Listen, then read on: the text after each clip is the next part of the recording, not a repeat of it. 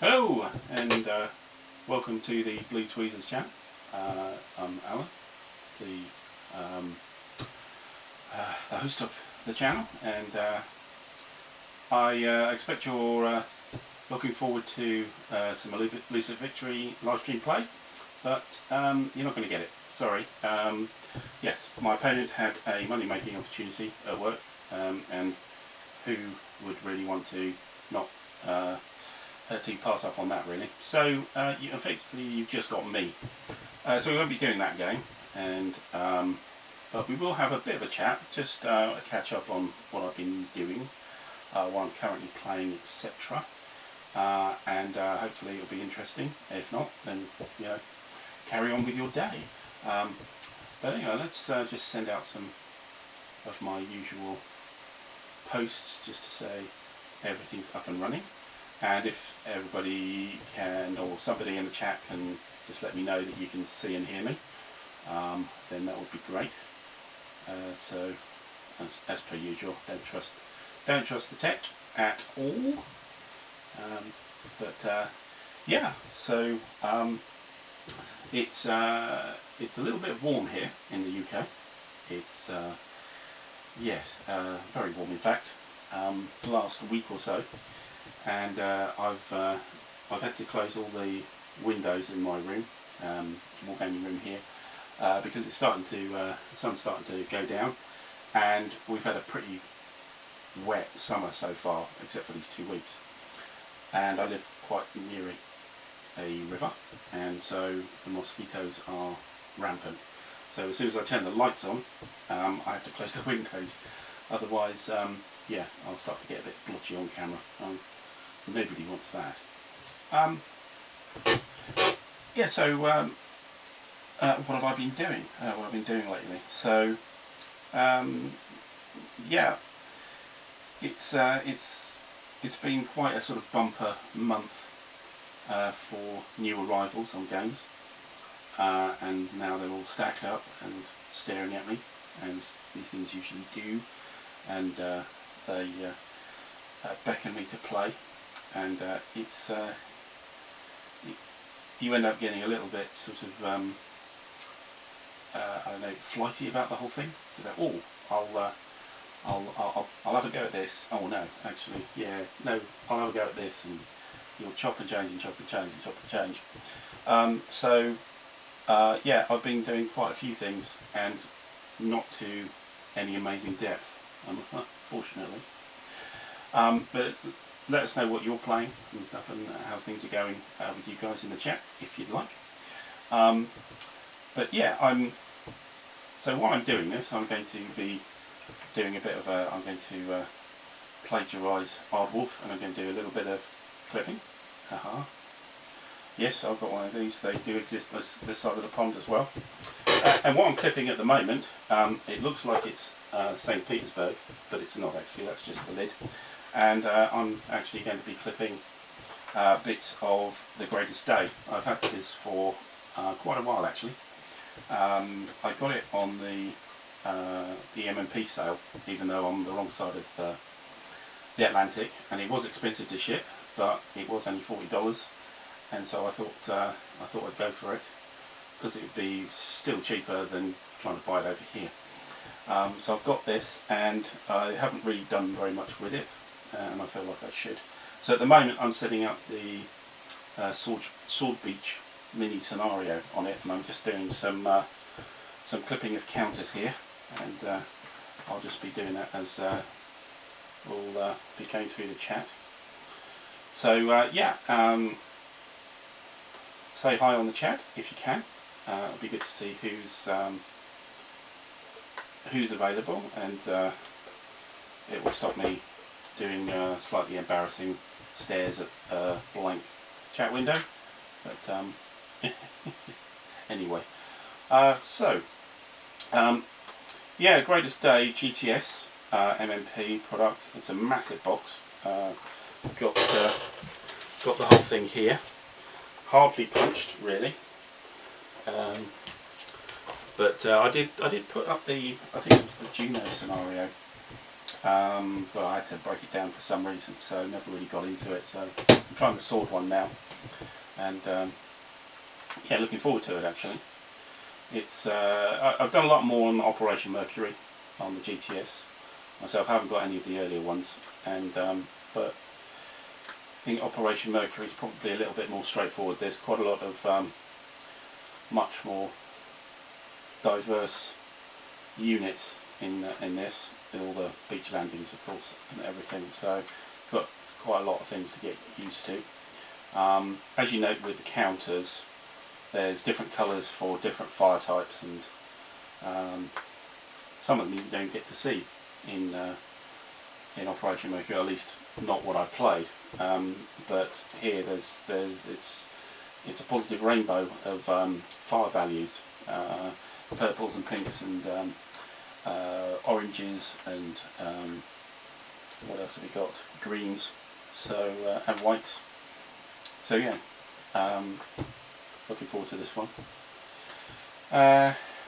So on top of that, what have I been doing? So I've also been working on Vassal with looking at some Red Storm, and let me just pop that up on the screen so you can see it. That's the one there.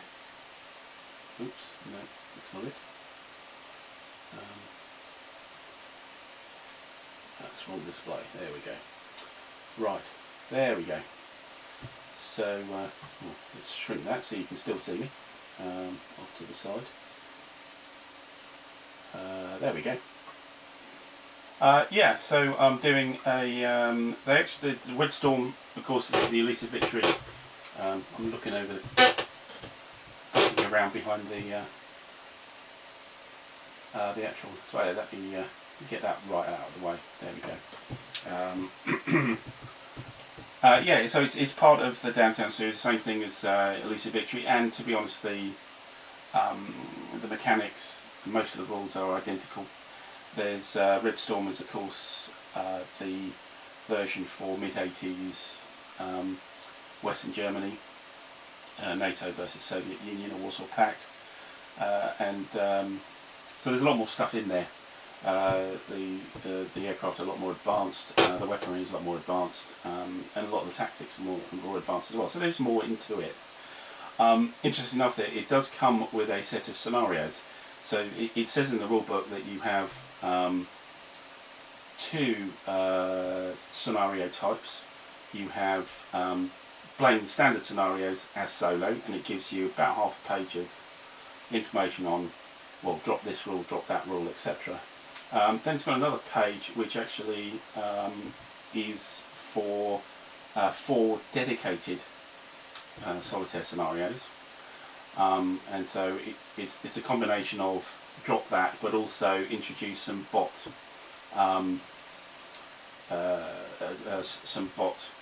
processes, so you can do the other side.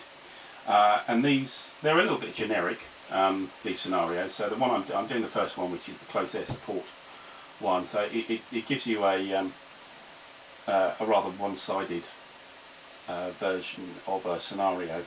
And this one here, the red markers in the middle are a scenario boundary. So we're in the bottom corner of the whole map. If we look at the whole map here, we got those. Do we have one of those overview ones? I'm not sure we do here. Let's fit width, shall we? Yeah. So there you can see the entire map. So we're using, what is it? It's not even a quarter, is it? Of the map here, and it's concerning. Let's zoom in. It's concerning an invasion by 2 mech corps of the Soviet Union just over the border. This slightly grey dashed line around here, that's the East German West German border. We're heading kind of into Bavaria here. We're coming sort of Thuringia down to Bavaria here, and there's two mech corps, one on this side, one on that side. There are no Soviet aircraft in this scenario at all, so it's a purely air-to-ground close air support scenario. So, and what you have is you have 3 types of mission which you assign to the various aircraft you've got. You need what's known as a fast FAC, fast forward air controller flight. We've got 2 of those. Here's one being spotted by a lot of the SAMs around here. This is a West German Phantom F4F, I think, Phantom. And effectively what you've got to do is you've got to zip around and try and spot all these mech and tank units, and also the flak and anti-aircraft units. But you don't have any, you're not laden down with any bombs or anything like that. You're not even allowed to strafe. It's just a fly around frantically trying to avoid things while spotting and telling everybody else where all the targets are. You get a dice roll at the start of the game, start of the scenarios, which of these mech corps you're heading for, and you have 2 bomber groups. As it happened, I rolled it so both are going onto this group, which is the 11th Mech Corps. So this F4F is there. There is another one, which is these guys here, who are not detected yet. That's actually, and this is really bizarre, that's actually a flight of 2 A-10 Thunderbolts, but A-10 Thunderbolts unarmed and not firing. So the wonderful capability, air-to-ground capability of Thunderbolt, and not being used. And also, as everybody knows about Thunderbolts, they don't go very fast. So this chap has been trundling up from the edge of the board, trying to catch up with the F4F to do the spotting duties as a fast FAC, and yeah, just about getting there. But yeah, it's a little bit odd. And then behind them we have this guy here. So this is some F4G Phantom Wild Weasels, and there's 2 of them. They're armed with HARM anti-radiation missiles, and what they've been doing is been trying to take out some of the SAMs. I've done 2 shots so far, taken out this SA-8, gave it heavy damage, which basically means it's out of the scenario. Tried to fire on these guys and missed. So, well, actually we hit, but there was no effect. It didn't actually damage anything, so whatever we hit wasn't important. And we've got 2 shots left. But coming up behind, if we're down at the bottom of the board here, we've got 3 flights of, would you believe, Canadian F5 bombers.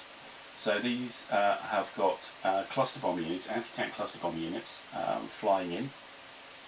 And they're coming on the deck. This is in the rough, and when you're in the rough on the deck, it's very difficult for the other side to keep detection on you. So that's why I'm doing it, but it does mean it actually slows them down. Off the board, not coming on yet, is an American set of bombers, and these are A7 Corsairs. So we've got the slightly bizarre scenario of an A-10 Thunderbolt actually spotting for 2 bomber wings, one of which is A7 Corsairs, and the other one is Canadian F5s. So, but that's what you roll on the chart, and that's what you get. And we're up against these mech units around here. If I zoom in, you may be able to see a bit better. These mech and armoured units. The ones with the blue X's, that's just a vassal thing of. Those are the ones that have been spotted, so we know where they are, so the bombers can attack them.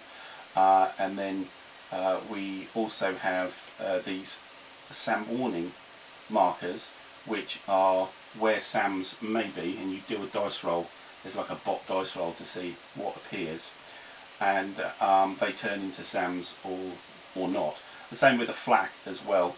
We've got a flak that turned into a 2K22, which is a radar guarded flak unit for the Soviets. We've had a couple that have come up as dummies, so we haven't got we haven't had to worry about them. We've got SAM launch markers happening here. These are SA-13s, which are actually infrared SAMs. They're not radar guided, so you don't acquire just anything moves within 2, you can let off a SAM at it. So that's what we've done with these. So I've got quite a few turns left in the game. I think we're on turn 5 and it's out of 20, so a lot left in there. But it's quite interesting as solo, and a little bit different actually from the standard, Elusive Victory or the rest of the Red Storm scenarios with an opponent, because it's almost puzzle-like. It's a bit puzzle-like in comparison, but hopefully the spotters will not get knocked out of the sky, and I'll get something hit better with the Wild Weasel flight as well. But they've only got two missiles left between them. But that's it really. That's on the Red Storm. Now I've actually got a couple of live games that I've been running on Vassal with some opponents through the Vassal group on Discord. So I'll show you a couple of those. So I'm actually in a game of campaign game of Stellar Horizons by Compass Games, and I'm playing the Asians, which is sort of India, Pakistan, Vietnam, Indonesia kind of thing, all grouped together. And I'm up against who are up against? The Chinese, the Russians, and who's the other chap? The Japanese here. So we're about 20 years in. So each game turn is a year. I think 18 game turns in, and every 10 years you have an interface where you do all the economics. So we're just about to get to there. And so what have I been doing in here? So I've been quite active actually. I'm quite happy with my position. What we have is I actually have a base in orbit of Earth, and I have a little crew vehicle which is wandering around Earth environs. I don't have the tech to get to Mars or Venus yet. Hopefully I'll get that in the interface. But at the moment I've got the Moon, the nearest asteroids, and Earth orbit to deal with. But I have been really focusing on the Moon, and while focusing on it, spotted that we've found some hematite deposits, which is sort of iron deposits. And one thing that's potentially useful for is getting ore supplies, and it's got a 5, as you can see there, for ore, which is the grey number. The other 2 2s are fuel and supplies, and the 4 in grey is engineering research. If you put a research station there. So I put a base down on the Moon. I've got a base on another planet. I'm the first person in the game to do that, and we have a mining station there. So we're going to be mining some hematite ore, and hopefully we can flog it and use it and everything. Now it's in it's outside the Earth's orbit. So the other thing is what you get in the game is you get these little counters called missions, and you get quite a lot of bonuses if you actually succeed in your mission, and you have to find something significant in a particular place. And mine is actually Venus, over here, and as you can see I've got an orbiter there. I've got a probe which is actually a flyby. A flyby is a probe that doesn't hang around. It sits in a box, has a quick look at whichever box it's in, and it moves to the next out and goes all the way out of the solar system, well, until it malfunctions. It usually doesn't get very far. It usually just blows up or goes dead or something like that. So I've got quite a lot of it invested in here. I've actually, in this last 10 years, I've had a rover there, had another probe, but I haven't found anything significant. I've got some interesting physics results, so I've got some tech chits from physics, but I haven't got any breakthroughs, and I need a breakthrough. And this is why I spent the last of my money for my 10-year cycle on this flyby with a probe, in a desperate attempt to get Venus to give up some kind of secret, which I find interesting, and I could then fulfill my mission. But I've been trying the entire 10-year period and haven't found anything yet. So yeah, that's where I am here. And as you can see, there's the Japanese are around, the Chinese are around. The Chinese are moving further afield here. We're over by Mars, and then I think they've got a rover on Callisto, which is a Jupiter moon, and the Japanese are there with orbiters and stuff. They get a lot of bonuses for their what they call robotic explorers. They're very cheap for him. and they've been using a lot of those. The Russians are sort of half and half between that advanced exploration and base work. So he's got a base in Earth orbit as well. But so yeah, that's where we're at with Stellar Horizons. It's quite interesting. Oops. Sorry. Excuse us. Sorry. I'll deal with it later. No, it's okay. Sorry. We've got a gate crasher here, so apologies for that. Yeah, you can see the inside of my cupboard now, which is a complete and utter mess, but there you go. Right, we've got, what were we talking about? We were talking about Stellar Horizons, weren't we? So yeah, still nothing coming in from the chat, so don't be shy, guys. If you want to, if you've got something to chat about as well, or any comments on what I've been talking about, be appreciated. But I'll carry on. I'll soldier on. And the other thing I've been doing is a campaign game of Gallipoli 1915, G&T's game on Gallipoli, which is battalion or half battalion level here. Quite interesting. It's on Vassal through the Vassal group as well. There's me and 3 Australians. Guess who I'm playing? Yeah, the Australians and New Zealanders. So no pressure. Yeah, I've actually got my Turkish opponents actually egging me on, going, "Oh, do better." So yeah, so even more bizarre than the old some of the Red Storm stuff. So yeah, we're in the second turn, which is the 6 to 8 AM on the 25th April, the landing day. I'm doing not great, but I'm doing a damn sight better than the British are down in Cape Helles, which is way down here. And they're on Y Beach, which is not very difficult because there's no opponents on Y Beach. S Beach they've taken. X Beach they've completely failed at. They completely haven't dented the defenders there. That's a Nordenfelt kind of old style machine gun and a picket, a platoon of Turkish infantry.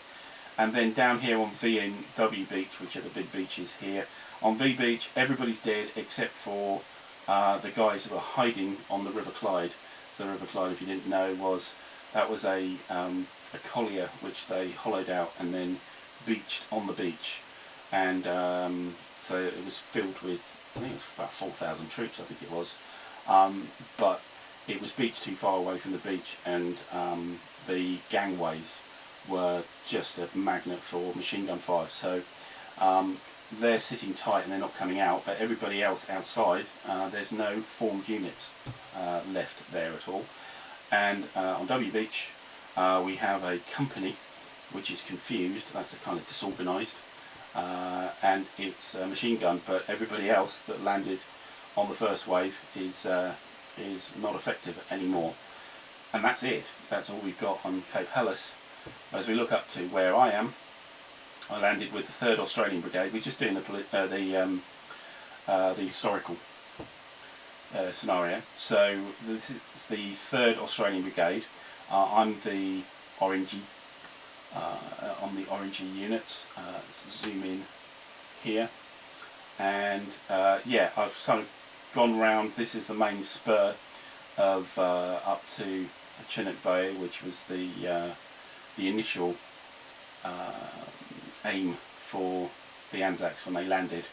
I've been able to get hold of the plateau here, the 400 plateau. There were this turn, there was an artillery battery there, which I engaged, took some losses but actually eliminated, which is great.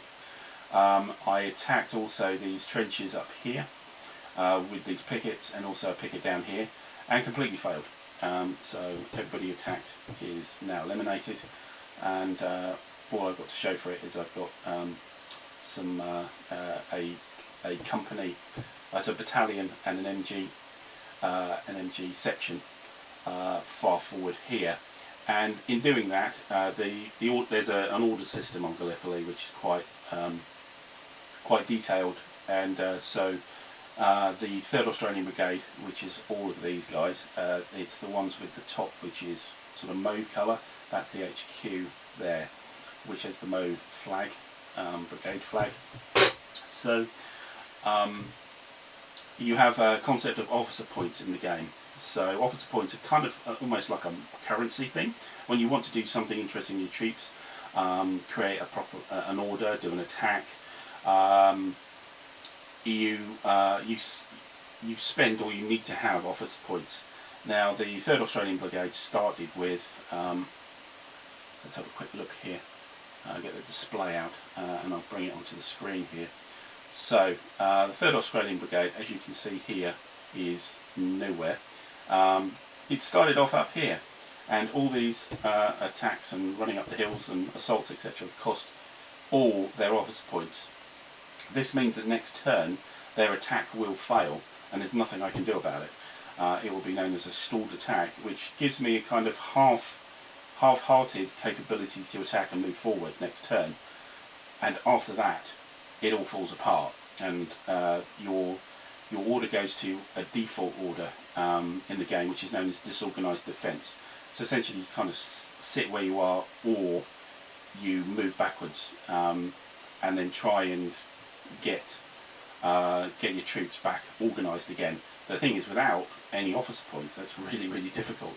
So if you like, the 3rd Australian Brigade is done probably for most of the game. It's not going to be effective anymore. But luckily enough, we have these guys over here, which is the 1st Australian Brigade. Sorry, the 2nd Australian Brigade, not 1st, coming in and landing this turn. They haven't landed yet, but they will be. But they already have orders, just like the 3rd Australian Brigade did, and they are going to go straight up that ridge. So they need to get past these pickets and head up there. That's not all of them. There'll be a few more to come as well, but they'll just come straight on and run up there. So in this game, you can't really just kind of go wherever you think you should want to go. It's dependent on your orders and your objectives, and you have to state your objectives. A little bit like TCS, Tactical Combat, but rather you do draw it on maps, or you can. There's actually counters you can put on display as well. But in the Vassal module, you've got another map that you can, a hidden map that you can work on. But all these initial landings, it's all done for you. So you've got your orders, and off you go. So we've only got these 2 pickets here facing us, or so we think. However, there is some more down here, and in fact the initial attack was meant to be down here, and actually ended up going to the wrong place up near Anzac Cove here. And we haven't got any further because our last company here just assaulted that picket and lost. So all we've got is the MG section left of that attack here. And next turn, hopefully, if I can, I'll be trying to get these guys up to this area, Anderson Knoll, and possibly onto Gun Ridge. These guys onto Gun Ridge. So I've got some kind of perimeter, but that's also their objectives. So that's why I'm heading in that direction and not going straight up the hill, because they're not really meant to. And of course we have some unreleased Turkish units here. This is Kemal's stuff, Kemal Atatürk stuff, the 57th Regiment, I think. That's 72nd Regiment.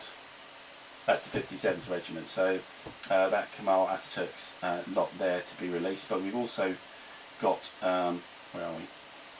Down here we've already got some reserves moving up. Now I'm not sure that historically they went this way. I thought they went that way, but I might be wrong. And so they're in column marching up with some cavalry in the front to come and face off against me. So it looks very denuded of Turks at the moment, but it won't be for very long. But I've got a lot. I've got the whole Australian division, and then some of the New Zealanders coming in as well. So there will be a lot more units here, but it's very early on. It's, as I say, it's 6 to 8 AM turn. It's 2 hourly turns, and I think it's 3 or 4 days is the entire campaign. Right, so that's what I've got to show you on Vassal, and still getting no chat from the chat. So come on everybody. I'm sure there's something you want to mention. Another thing is, I think I said at the start that it's been quite a bumper month for getting new stuff in. So I just wanted to run through a few of those and what I've been doing with them, or I haven't been doing with them. So first one, I got the Wing Leader, latest Wing Leader Legends come through, the expansion for Wing Leader. Quite a big fan of Wing Leader. I think it's really good. I like that side-facing orientation of the airspace, and literally lots and lots of scenarios and lots of different aircraft squadrons and flights. So with Wing Leader we had 12 new aircraft coming in, and over 22 new scenarios. So yeah, that's pretty good. And interesting enough, so when I bought Wing Leader Legends, it did say that you needed both of the Wing Leader main games and also all the expansions. So I had all of that except for one expansion. I didn't have Wing Leader Blitz, which is an expansion for Victories, the early war version of Wing Leader. There's two: Victories is early war, Supremacy is late war. But I thought, well, you know, okay, we'll probably miss a few scenarios, I'll be alright. But actually, the list of scenarios in Legends is that require Blitz is massive. So I was like, oh, okay, so I was left with like 6 out of the 22 scenarios could I play. And also I couldn't play the campaign game. So I was like, ah, alright, so I rectified that. So I did actually find a copy locally of Wing Leader Blitz, so I had to purchase that to go along with it. And that was the first expansion for the whole series, so this is not new at all, but combining these together, that means I do actually now have the whole set of Wing Leader, but I haven't been playing with it. I've had a look through it and stuff, but haven't got it down on the table yet. Something else that came through, so this was, and for our American cousins or ones across and Canadian, etc., we tend to get new games very much later than yourselves. So this arrived, the Paper Wars from Compass with the Glacier 1914. So you may have seen on the channel, have played some 1914 Twilight in the East with Jordan McMullen and stuff. This is a slightly cut down version. In fact, as I understand it, it's been around a long time. It was published a long time ago, and it's a slightly cut down version of the 1914 system, with Galicia as well. So I thought, well, I've got all of the 1914 stuff, and so couldn't really turn this down. So I've got this. I've actually mostly punched it, as you can see, but or you might not be able to see through the plastic, but mostly punched. Again, haven't really got onto it yet. What else to do? Okay, so so I'm a big admirer of some of the MMP systems, particularly the BCS and TCS. But I do now have a couple of BCS games, the Baptism of Fire and Brazen Chariots. Haven't got them out. Yeah, big boo from the audience there. But TCS, I've never bought a lot of it, but I have liked it. And one of the previous titles I had, which I no longer had, was Metallica. I quite like it because it's one map, so it's easier to play. And I found a water-damaged copy of Metallica here, which the counters are a little bit split. By split, I mean all the cardboard layers of the counters has started to come apart, and also the top of the counter, the coloured bit, has come off. So I've had to be doing a bit of a glue sessions before I can cut. It's actually almost 99% unpunched, but the one still in the sprue, effectively the front was coming off the counter sheet, but it was very cheap, and I was looking forward to seeing it again and playing it as well. And I've got the Vassal as well, so I could play it on Vassal anyway. I don't really need it, but I think it needed a little bit of little bit of love, so I've been doing, as a bit of as you can see that it's hanging off there. That's one that I haven't actually done yet. So yeah, I've been doing a little bit of repair on that because I think it's a nice thing to do. The rest of it's pretty good actually. It's really just the box is fine, and I think it's just been in a humid atmosphere. The maps and the booklets are fine, charts are fine. It's really just the counters that have suffered. I'm not sure if maybe the counters were out of the box or something like that. It's not all, it's certainly not all the counters as well. But that was a purchase when I saw the price, and I thought, yeah, better go for that. But needs a little bit of work on there. So what else have I been doing? So something slightly different here. This is a game that's been talked about for a while. It's not exactly a war game, which I got because I do some not sort of low-level wargaming with an old friend of mine, and I managed to do it first time in almost a year due to all the COVID stuff. And I got this as a co-op game. This War of Mine. I'm sure a lot of people know about it. I didn't really, so I only heard about it recently. I think it was on the Wargame, somebody mentioned it. I went, oh, I wonder what that is. So I played a little bit of this, of course, let it go, when I met up with my mate, and we actually won. We did actually survive, just about, of course. It's if you know the game, it's pretty tough. You've got a group of people in effectively a bombed out house, and you're attempting to help them survive by controlling their actions, etc. during a civil war. So you're ducking and diving and trying to just survive food and water, and maybe make up some things like heaters and stuff like that to stop freezing to death. It's not the most light-hearted of games. In fact, it's very depressing. But it is quite intriguing. It's quite intriguing. It's basically card based. Lots of stacks of cards, and you pull them from the particular decks as you need to throughout a sort of programmed turn. You need to go through. So yeah, there was that one. Another one, which I'm sure lots of people got or wish they'd got, which is the latest GCACW Hood Strikes North.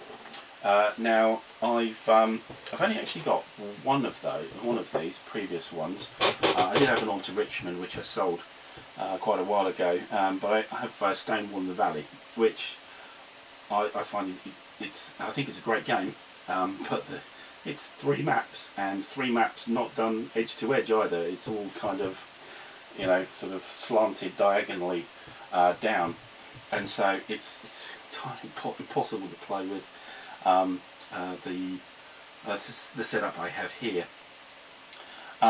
So this one is a 1 mapper, so I thought, yeah, go for it. I'll see if I can. I've taken the shrimp wrap off, had a look at it, haven't done anything else. Terrible. But that's Hood Strikes North. Hopefully I will get to have a look at it. I'm sure a lot of other YouTubers have gone with this, and of course it was quite late getting here in comparison to everybody else, and people have been playing it across the pond for a while. I think it's Patrick P, his YouTube channel, detailed stuff, replays about the scenarios, and competitive ones as well. So have a look at that if you haven't already, if you're interested in that system. What else have I got? Oh yes, this came from GMT, Space Corps Ventures. So, whoops, upside down, basic error. And so this is the expansion, Space Corps, which I quite like, but it's Space Corps is quite light-hearted. It's also, yeah, there's 3 sections to the game, and the first part is interesting, but it's almost entirely relevant to the rest of the game. That's not where you get your big points from. But Ventures is about giving you different corporations and give you definition about they've got unique abilities and things like that. So it just adds a little bit more spice to the game, a little bit more variation, etc. Some of the some of the corporations are better in the later game, or some of them in the early game, or there's various various things on that. But that's mainly what Ventures does. Haven't got it out yet. Again, look through it, but haven't got it out there. It's interesting maybe to do a solo version of this. There is a solo version of Space Core that you can play. I have played it, and it's all right. It's pretty good. So the Ventures one might be interesting to see what it is. Another thing you might be noticing is I'm actually sweating buckets here. And again, that's because I've had to close the windows, and I can't turn the fan on because you won't be able to hear me. So I'm just going to have to sit and stew in front of you. So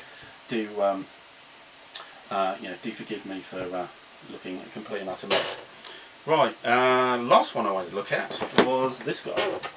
So there's a bit of a story behind getting this. High Frontier for All, Phil Eklund. So this is the well, you've seen I've got Space Core, and you've seen I've got Stellar Horizon. I'm playing Stellar Horizon, so this is the big guy in comparison. This is the real technically in-depth one, and just love that map. The map's just brilliant. I actually ordered this back in January, but I think before Christmas actually. From the only place I could find it was a retailer in Belgium, which is off in the EU, and of course after the Brexit thing, they accepted the order, but then said we don't know how to ship it to you anymore. So they said, well, you can have your money back, and I went, well, it's not like I don't have games to play. I can hang around and wait. So I waited and waited, and waited, and waited, and waited. Got a message saying, hey, yeah, we can ship it now. We've got a VAT number or something they needed. Waited again, waited, and I said, well, what's going on? They said, well, our courier doesn't know how to get it to you. But okay, fine, we'll wait some more. So finally, I think it was last weekend, it finally arrived. In fact, in double quick time, they shipped it, I think, on the Thursday, it arrived on the Saturday. So yeah, after all that delay, it got here actually through the system very, very quickly. So I've had a couple of little run-throughs with it. There's a tutorial you can run, sort of play side by side with the tutorial next to you, and run through it. A bit like Atlantic Chase, that kind of idea, which was fine. Although once I actually looked at the rule book and went through the rule book instead of just the tutorial, I kind of, oh yeah, okay, I'll get a bit more about this. But it does take a bit of brain power. And I tried it out on the terrace on the weekend, just set it up and played with it a little bit on the solo, and yeah, managed to land on Mars. At that point it was just too hot outside to retire and put it away, but that's High Frontier for All there. Okay, so right, the last thing I wanted to do, I don't want to keep you guys too long, there's obviously lots of things more interesting than just me rabbiting on here. So what I'm going to do is let's get rid of the Gallipoli in the corner, and I actually have another camera set up here, so I'm going to turn that on, and it's actually for this table here, which is where I've got the Greatest Day on. So I'll turn that on, and let's move it out so you can see. Maybe that far, yeah. I'll turn this camera off, and we'll be able to see what's over there. It's the first time I've done two cameras actually through the live stream, and it seems to work all right. This is actually a laptop camera for a laptop camera for my other half's my other half's laptop. So, and yeah, it seems to work. I've got great gripping on my printer, gripped onto my printer and looking downwards. So right, so I'm going to try and get the sound over here. Hopefully you can still hear me. Hopefully you can hear me the whole time. Yes, otherwise it's been pretty boring if you couldn't hear me. And yeah, here we have the Greatest Day here. So we have the map. So the each of the beaches you have this little inset map that you can play the initial scenario on. So just setting up here, and part of GTS, you have these divisional displays where you have your command track. So you use command points to do things, and that's the turn track there. This is the rest of the box with all the stuff in, and various terrain effects charts, and all the rule books and stuff to go in. So as part of my clipping bit is to get everything set and ready for this. So it's probably a little bit difficult on that small camera to see, but we've got these defenders here with the stand nests and some support troops here, and then we've got the two beaches here, which is, I'll just move that stack of landing craft out of the way, which is the 3rd British Division, which is going to land with various helping support units, some tanks as well. But I like the system. I like GTS quite well, and interested in the Normandy landings as well, particularly on the beach, on the British beaches, and we'll see how that goes. It's not a very long scenario. It's just I think it's 3 turns, I think, and it's effectively you just got to get off the beach. The idea. You don't have to blow the Germans off the board, but you do have to secure the beach as well. Germans do get some reinforcements though as well, and not just what's on here. But we'll see how it goes. First time through that. I set up Juno. When was it? Yeah, a couple of months back. But never actually got to play it while it was out. So let's see if Sword can tempt me a little bit more to get some play on here. Right, so I'm going to head back to the main camera again. Let's switch cameras, and I think that's about it. Well, I haven't got anything coming in from the chat. Possibly something to do with maybe I'm too quiet, or you couldn't hear me, or it's just not enough people. But anyway, got a couple of likes, which is nice. Thanks anyway, and as I said, this was all set up to do Elusive Victory on, and we couldn't, so at least we're trying to do something a little bit different with the channel. Just thought a chat would be nice. Quite a few games to show you and what's going on. Hopefully it's been interesting for you. Great, and we should be doing a Rough and Blue playthrough on Sunday, so it'll be good to see you for that. Not absolutely certain, but we should be playing something at least, as far as I know. I don't think there's any obstacles at the moment. So until that time, I'll say good night and good afternoon.